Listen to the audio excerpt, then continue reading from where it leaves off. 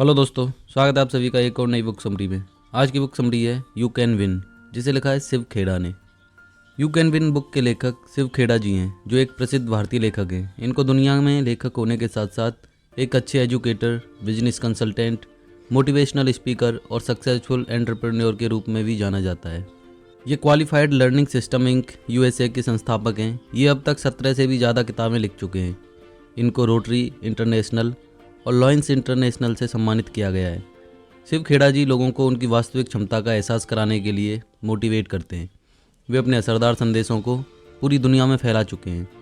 उनकी 30 सालों की रिसर्च और एक्सपीरियंस लोगों को खुद पर विश्वास करना और खुशहाली के मार्ग पर चलना सिखाता है। You can win international best seller किताबों की सूची में शामिल रह चुकी है। यू कैन विन का हिंदी के अलावा अब तक 20 से ज़्यादा भाषाओं में अनुवाद किया जा चुका है और इस बुक की अब तक 38 लाख से भी ज़्यादा कॉपियाँ बिक चुकी हैं। दुनिया का हर इंसान सक्सेसफुल बनना चाहता है, जिसके लिए वह हर संभव प्रयास करता है। लेकिन सच्चाई तो यह है कि बहुत कम लोग ही अपनी ज़िंदगी में कामयाब हो पाते हैं। यदि आप भी अपनी लाइफ में सक्सेसफुल होना चाहते हैं तो आपको सफल लोगों की सक्सेस का रहस्य जानना होगा। और मुझे पक्का विश्वास है यू कैन विन बुक को पढ़ने के बाद आप सफलता के सभी रहस्यों को अच्छी तरह जान जाएंगे। दोस्तों, आज हम बात करने वाले हैं यू कैन विन बुक के बारे में, जो शिव खेड़ा द्वारा लिखी गई है। इस बुक में कामयाबी के उन सभी रहस्यों को बताया गया है जो आपके सक्सेसफुल बनने के लिए ज़रूरी हैं। तो चलिए बिना किसी देरी के शुरू करते हैं आज की book summary, you can win by Shiv Khera. सकारात्मक नज़रिए का महत्व, इम्पोर्टेंस ऑफ पॉजिटिव एटीट्यूड। दोस्तों, क्या आपने कभी सोचा है दुनिया में कुछ लोग दूसरे लोगों के मुकाबले ज़्यादा सक्सेसफुल क्यों होते हैं? वे केवल इसलिए सक्सेसफुल होते हैं क्योंकि वे दूसरे लोगों के मुकाबले अधिक प्रभावशाली ढंग से सोचते हैं और काम करते हैं। हार्वर्ड यूनिवर्सिटी के प्रोफेसर विलियम जेम्स का कहना है कि आज की जनरेशन की सबसे बड़ी खोज ये है कि इंसान अपना एटीट्यूड बदलकर अपनी ज़िंदगी को और बेहतर बना सकता है। आपको हार्वर्ड विश्वविद्यालय द्वारा की गई एक स्टडी के आंकड़ों को जानकर हैरानी होगी, जिसके अनुसार 85% मौक़ों पर किसी इंसान के सफल होने की वजह उसका नज़रिया होता है। चलिए अब मैं इस बुक के पहले ही अध्याय में दी गई एक छोटी सी कहानी आपके साथ साझा करता हूँ। एक आदमी मेले में गुब्बारे बेचकर अपना जीवन यापन करता था। उसके पास सभी रंगों के गुब्बारे थे। जब उसकी बिक्री कम होने लगती थी तो वह हीलियम गैस से भरा एक गुब्बारा ऊपर आसमान में उड़ा देता था। बच्चे उस उड़ते गुब्बारे को देखकर गुब्बारा पाने के लिए उतावले होने लगते थे और वे बच्चे उस आदमी के पास गुब्बारा खरीदने के लिए पहुंच जाते थे। इस तरह उसके गुब्बारे फिर से बिकने लगते थे। उस गुब्बारे वाले आदमी के पास खड़े एक मासूम बच्चे ने उससे पूछा कि अगर आप किसी काले रंग के गुब्बारे को हवा में छोड़ेंगे तो क्या वह भी उड़ेगा? बच्चे के इस सवाल ने गुब्बारे वाले के मन को छू लिया और उसने जवाब दिया, बेटा, गुब्बारा अपने रंग की वजह से नहीं बल्कि उसके अंदर भरी चीज़ की वजह से उड़ता है। हमारी असल ज़िंदगी में भी यही सिद्धांत काम करता है। मैं यहाँ एक उदाहरण देना चाहूँगा। डॉक्टर APJ अब्दुल कलाम साहब का नाम तो आपने सुना ही होगा। वे भारत के ऐसे साइंटिस्ट थे जिन्हें भारत के मिसाइल मैन के नाम से भी जाना जाता था। वे भारत के 11वें राष्ट्रपति थे। कलाम साहब ना तो गोरे थे, ना ही लंबे थे, ना ही वे देखने में ज़्यादा सुंदर लगते थे, लेकिन अपने पॉजिटिव एटीट्यूड और मेहनत की वजह से ही उन्होंने इतनी बड़ी कामयाबी हासिल करी कि आज पूरी दुनिया उनका सम्मान करती है। इस बुक में शिव खेड़ा जी ने भी लिखा है कि जीतने वाले कोई अलग काम नहीं करते, बल्कि वे हर काम अलग ढंग से करते हैं। नेक्स्ट है एटीट्यूड को तय करने वाले कारक कौन कौन से हैं। अब हम यू कैन विन बुक के इस भाग में यह समझने की कोशिश करेंगे कि आखिर हमारा नज़रिया कैसे बनता है। हमारे एटीट्यूड का ज़्यादातर हिस्सा हमारी ज़िंदगी के शुरुआती सालों में ही बन जाता है। आगे चलकर हमारा नज़रिया कैसा होगा, ये मुख्य रूप से 3 चीज़ों पर निर्भर करता है। पहला है माहौल, इन्वायरमेंट, दूसरा है तजुर्बा या एक्सपीरियंस, और तीसरा है शिक्षा, एजुकेशन। तो माहौल, इन्वायरमेंट, आपने यह कहावत तो सुनी ही होगी, जैसी होगी संगत वैसी होगी रंगत। इसका मतलब है कि हम जैसे लोगों के साथ रहते हैं हम वैसे ही बन जाते हैं। आपने देखा होगा कि कुछ लोगों का घर प्यार और शांति से भरा होता है, जबकि कुछ ऐसे भी होते हैं जहाँ अक्सर लड़ाई झगड़े होते रहते हैं। यह सब उनके एटीट्यूड पर निर्भर करता है। दूसरा है तजुर्बा, एक्सपीरियंस। हमारा अनुभव और हमारे साथ घटित घटनाएं हमारी ज़िंदगी का टर्निंग पॉइंट होते हैं, जो हमारे जीवन में मार्गदर्शक की भूमिका निभाते हैं। अगर किसी इंसान से मिलकर हमें अच्छा अनुभव मिलता है तो उसके बारे में हमारा नज़रिया भी अच्छा ही होता है। तीसरा है शिक्षा, एजुकेशन। शिक्षा का हमारे व्यक्तित्व पर काफ़ी गहरा प्रभाव पड़ता है। इसलिए शिक्षा ऐसी होनी चाहिए जो हमें केवल रोजी रोटी कमाना नहीं बल्कि जीवन जीने का तरीका भी सिखाए। हम जैसा सीखते और सोचते हैं हमारा एटीट्यूड वैसा ही बन जाता है। आगे है सकारात्मक नज़रिया कैसे विकसित करें। हमारे सामने मौजूद किसी भी तथ्य से ज़्यादा इम्पोर्टेंट उस तथ्य के बारे में हमारा नज़रिया होता है, क्योंकि आगे चलकर हमारी सफलता या असफलता उसी पर टिकी होती है। आप पॉजिटिव एटीट्यूड कैसे बना और बरकरार रख सकते हैं, इसके लिए आपको पॉजिटिव एटीट्यूड बनाने वाले सिद्धांतों के बारे में जानना होगा तथा अपने अंदर सकारात्मक नज़रिया कायम रखने की इच्छा पैदा करनी होगी। साथ ही इससे जुड़े सभी सिद्धांतों को अमल में लाने के लिए डिसिप्लिन्ड तथा डेडिकेट होना पड़ेगा। अगर आप भी पॉजिटिव एटीट्यूड बनाने वाले सिद्धांतों के बारे में जानना चाहते हैं तो आप बिल्कुल निश्चिंत रहिए, क्योंकि अब हम आपको यू कैन विन बुक के इस भाग में ऑथर द्वारा बताए गए ऐसे ही 8 स्टेप्स बताने वाले हैं जो आपको पॉजिटिव एटीट्यूड बनाने और उसे कायम रखने में मददगार साबित होंगे। तो चलिए जानते हैं नज़रिया बदलने के 8 कदम कौन से हैं। पहला है अपनी सोच बदलो और सिर्फ अच्छाई खोजो। दूसरा है हर काम तुरंत करने की आदत डालो। तीसरा है एहसान मानने का नज़रिया बनाओ। चौथा है लगातार ज्ञान हासिल करने का कार्यक्रम बनाओ। पांचवा है अच्छे स्वाभिमान का निर्माण करो। छठवां है नकारात्मक प्रभाव से बचो। सातवां है ज़रूरी कामों को करने की आदत डालो। और आठवां है अपने दिन की शुरुआत किसी अच्छे काम से करो। तो चलिए पहला कदम अपनी सोच बदलो और सिर्फ अच्छा ही खोजो को देखते हैं। हमें ज़िंदगी में सकारात्मक पहलुओं पर ध्यान देना चाहिए। सकारात्मक पहलुओं पर ध्यान देने का यह मतलब बिल्कुल भी नहीं है कि कमियों को नज़रअंदाज कर दिया जाए। ज़्यादातर लोगों को वही मिलता है जिसकी उन्हें तलाश होती है, इसलिए हमें अच्छी चीज़ों की तलाश करनी चाहिए, क्योंकि कमियां ढूंढने वाले तो स्वर्ग में भी कमियां निकाल देते हैं। दूसरा कदम है हर काम तुरंत करने की आदत डालो। किसी काम को करने से भी ज़्यादा थकान उस काम को ना करने के लिए की जाने वाली टालम टोल की वजह से होती है।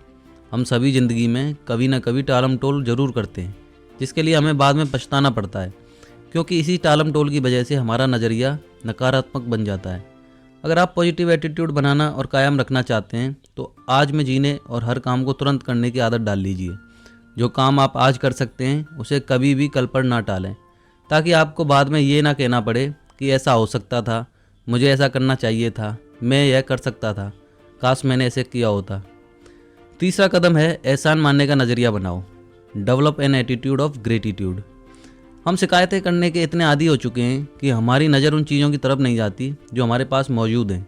हमारे पास ऐसी बहुत सारी चीज़ें मौजूद हैं जो दूसरे लोगों के पास नहीं हैं। इसलिए हमारे पास जो चीज़ें मौजूद हैं उनके लिए हमें शुक्रगुजार होना चाहिए।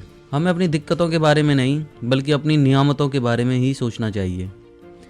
चौथा स्टेप है लगातार ज्ञान हासिल करने का कार्यक्रम बनाओ। Get into a continuous education programme.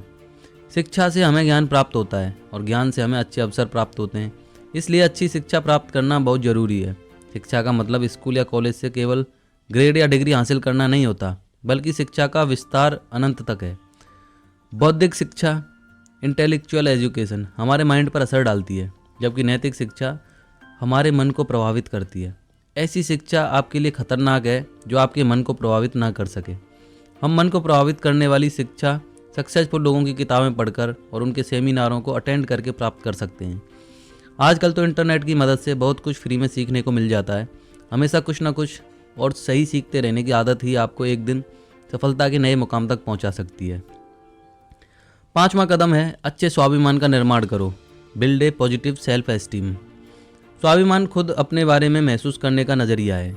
अगर आप अच्छे स्वाभिमान का निर्माण करना चाहते हैं तो इसका सबसे अच्छा तरीका है कि आप लोगों की इस तरह से मदद करें कि जिसका बदला वो ना तो पैसे से ना ही कुछ और देकर चुका सकें। छठवां कदम है नकारात्मक प्रभाव से बचो। Stay away from negative influences. ज़्यादातर लोग मन में कुछ करने की इच्छा लिए ही कब्र में चले जाते हैं। ऐसा अक्सर नकारात्मक प्रभाव की वजह से होता है। अगर आप कामयाब लोगों की संगत में रहेंगे तो एक दिन आप भी कामयाब हो जाओगे, और अगर आप किसी चिंतक की संगत में रहोगे तो आप भी चिंतक बन जाओगे। आपको हर उस चीज़ से दूर रहना चाहिए जो आपके ऊपर नकारात्मक प्रभाव छोड़ें। सातवां कदम है ज़रूरी कामों को करने की आदत डालो। Learn to like the things that need to be done.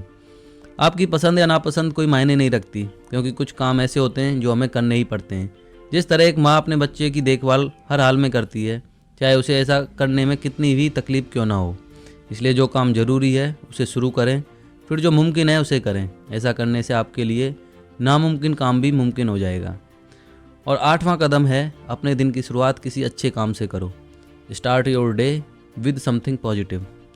आपको अपने दिन की शुरुआत पॉजिटिव चीज़ों से करनी चाहिए। इसके लिए आप कोई भी अच्छी किताब पढ़ सकते हैं या कोई भी अच्छी ऑडियो सुन सकते हैं।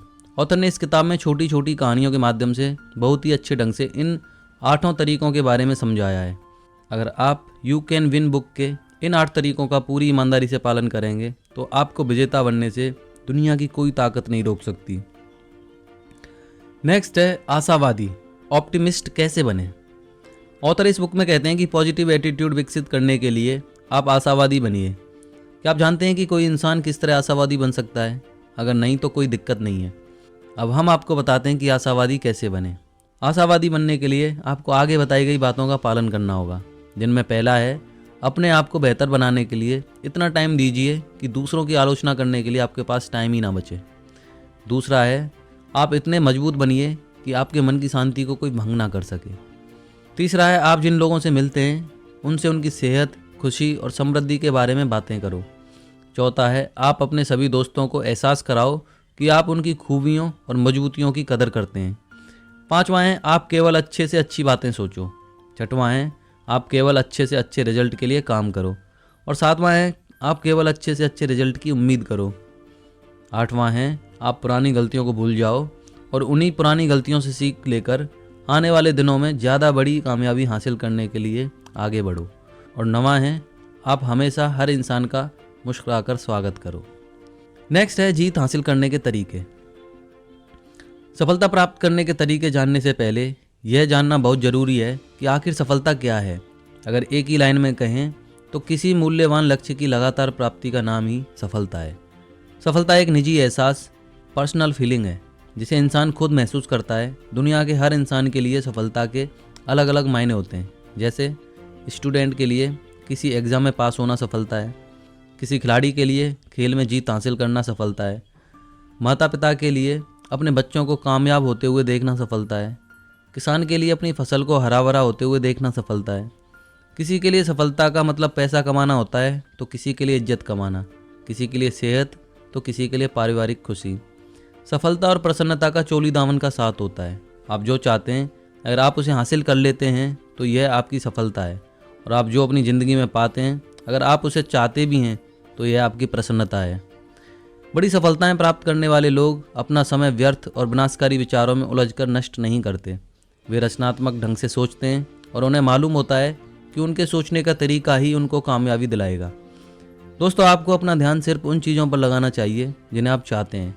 सक्सेस इत्तेफाक से नहीं मिलती बल्कि इसको चुना जाता है। सक्सेस आपके एटीट्यूड का परिणाम है और आप अपना एटीट्यूड खुद बनाते हैं। पॉजिटिव एटीट्यूड कैसे बनाया जाता है ये आप इस समरी में पहले ही जान चुके हैं। ऐसा क्यों होता है कि कोई इंसान सफलता के मार्ग में आने वाली बाधाओं को पार करता हुआ अपने लक्ष्य को प्राप्त कर लेता है, जबकि दूसरे लोग जिंदगी भर संघर्ष ही करते रह जाते हैं और उनके हाथ कुछ नहीं लगता। अगर आप इस सवाल का जवाब पाने में कामयाब हो गए तो आपकी ज़िंदगी में इंकलाब आ जाएगा। दोस्तों, आप चिंता मत कीजिए, इसका जवाब आपको इसी बुक समरी को सुनकर मिल जाएगा। सक्सेसफुल लोगों में, चाहे वो किसी भी फील्ड से क्यों ना हो, कुछ खासियतें कॉमन होती हैं। अगर आपने सफल लोगों की खासियतों को पहचान कर उन्हें अपने जीवन में उतार लिया तो आपको सफल होने से कोई नहीं रोक सकता। सफलता का कोई रहस्य नहीं है, यह केवल कुछ बुनियादी उसूलों को लगातार अमल में लाने का नतीजा होती है। सफलता के बुनियादी उसूलों के बारे में सफल लोगों के जीवन का इतिहास जानकर पता लगाया जा सकता है। इसके लिए आप सफल लोगों की किताबें या बायोग्राफी पढ़ सकते हैं। आजकल तो जानने के लिए इंटरनेट पर ही बहुत कुछ मिल जाता है, बस आपके अंदर जानने की इच्छा होनी चाहिए। सफलता की राह में कुछ वास्तविक और काल्पनिक बाधाएं अक्सर आती हैं जो हमें सफल होने से रोकती हैं, जैसे असफल होने का डर, आत्मसम्मान की कमी, अहंकार, कोई निश्चित लक्ष्य ना होना, टालम टोल की आदत, कोई कार्य योजना ना होना, एकाग्रता की कमी, भ्रमित हो जाना, ट्रेनिंग की कमी, दृढ़ता की कमी, पैसे के लालच में दूर की ना सोचना। इतिहास गवाह है कि बड़े बड़े विजेताओं को भी जीत से पहले हताश कर देने वाली बाधाओं का सामना करना पड़ा है। उन्हें जीत इसलिए मिली क्योंकि वे अपनी असफलताओं से कभी मायूस नहीं हुए। जैसे थॉमस एडिसन बिजली का बल्ब बनाने से पहले लगभग 10,000 बार असफल हुए, लेकिन उन्होंने कभी हार नहीं मानी और लगातार कोशिश करते रहे, क्योंकि कोशिश किए बिना जीत हासिल नहीं की जा सकती। अगर आप सचमुच सफल होना चाहते हैं तो आपको उन कामों को करने की आदत डालनी चाहिए जिन्हें असफल लोग नहीं करना चाहते। तो चलिए अब बात करते हैं सफलता प्राप्त करने के 10 तरीकों के बारे में। सफलता प्राप्त करने के 10 तरीके, जिनमें पहला है इच्छा, डिजायर। सफल होने की प्रेरणा किसी मकसद को हासिल करने की बर्निंग डिजायर से पैदा होती है। Think and grow rich book के लेखक नेपोलियन हिल लिखते हैं कि आप जिन चीज़ों के बारे में सोच सकते हैं या जिन चीज़ों पर यकीन कर सकते हैं, आप उन्हें हासिल भी कर सकते हैं। वर्निंग डिजायर ही हर उपलब्धि का स्टार्टिंग पॉइंट होता है। दूसरा है वचनबद्धता, कमिटमेंट। हम सभी ज़िंदगी के खेल में जीतना चाहते हैं, लेकिन जीत की तैयारी की कीमत चुकाने के लिए बहुत कम लोग ही तैयार होते हैं। लेकिन विजेता जीतने के लिए वचनबद्ध होते हैं। किसी व्यक्ति के जीवन की क्वालिटी उसके बेहतर काम करने की कमिटमेंट पर निर्भर करती है, फिर चाहे उसका कार्यक्षेत्र कुछ भी क्यों ना हो। तीसरा है जिम्मेदारी, रिस्पॉन्सिबिलिटी। अगर आप सफल होना चाहते हैं तो आपको जिम्मेदारी उठानी पड़ेगी। जिम्मेदार लोग अपनी गलतियों को स्वीकार करते हैं और उनसे सीखते हैं। जिम्मेदारी जब हमारी दिली इच्छा भी बन जाती है तो उससे संतोष और खुशी मिलती है। चौथा है कड़ी मेहनत, हार्ड वर्क। दुनिया का हर इंसान जीतना तो चाहता है, लेकिन जीतने के लिए कड़ी मेहनत कुछ ही लोग करते हैं। हार्ड वर्क का कोई दूसरा विकल्प नहीं होता। हेनरी फोर्ड ने कहा था कि आप जितनी कड़ी मेहनत करेंगे, भाग्य आप पर उतना ही मेहरबान होगा। पांचवा है चरित्र, कैरेक्टर। किसी इंसान का चरित्र उसके नैतिक मूल्यों, विश्वासों और व्यक्तित्व से मिलकर बना होता है। इसकी झलक हमारे व्यवहार और कार्यों में दिखाई देती है। एक रूसी कहावत है, हथौड़ा कांच को तोड़ देता है पर लोहे का कुछ नहीं बिगाड़ता। अब यह आपको देखना है कि आप कांच का बनना चाहते हैं या इस्पात का, क्योंकि हथौड़ा तो वही है। जिस तरह इस्पात का गुण उसमें मौजूद कार्बन से तय होता है, वैसे ही मनुष्य के गुण उसमें उपस्थित चरित्र से तय होते हैं। छठवां है सकारात्मक सोच, पॉजिटिव बिलीविंग। सकारात्मक जीवन जीना आसान नहीं है, पर नकारात्मक जीवन जीना कौन सा आसान है। हमें प्रत्येक दिन सकारात्मक नज़रिया अपनाने और उससे प्रेरित होने का चुनाव करना चाहिए। हमारे सोचने का तरीका हमारे काम करने की क्षमता पर गहरा प्रभाव डालता है, इसलिए हमें सकारात्मक तरीके से ही सोचना चाहिए। सातवां है आप जितना वेतन पाते हैं उससे अधिक काम करें, give more than you get. आपको बहुत कम लोग ही ऐसे मिलेंगे जो जितना वेतन पाते हैं उससे ज़्यादा काम करने की इच्छा रखते हो। कुछ लोग तो सिर्फ नौकरी को बचाने के लिए ही काम करते हैं। अगर आप ज़िंदगी में आगे बढ़ना चाहते हैं तो थोड़ा अधिक दौड़ो। अगर आप ऐसा करेंगे तो आपके लिए कोई कंपटीशन नहीं रह जाएगा और आप अपने आप को सबसे आगे देख पाएंगे। आठवां है दृढ़ता की शक्ति, द पावर ऑफ परसिस्टेंस। दृढ़ता एक फैसला है। यह फैसला लेकर आदमी खुद को काम पूरा करने का वचन देता है। दृढ़ता के लिए लक्ष्य का होना बहुत ज़रूरी है। जिस आदमी के पास कोई लक्ष्य नहीं होता उसमें ना तो कभी दृढ़ता आ सकती है और ना ही उसे कभी आत्मसंतुष्टि महसूस हो सकती है। और नौवां है अपने काम में गर्व महसूस करें, प्राइड ऑफ परफॉर्मेंस। ज़्यादातर लोगों ने आजकल अपने काम से गर्व की भावना को अलग कर दिया है, क्योंकि इसके लिए कोशिश और कड़ी मेहनत की ज़रूरत होती है। खराब ढंग से कई काम करने से अच्छा है कि अच्छे ढंग से कुछ ही काम किया जाए।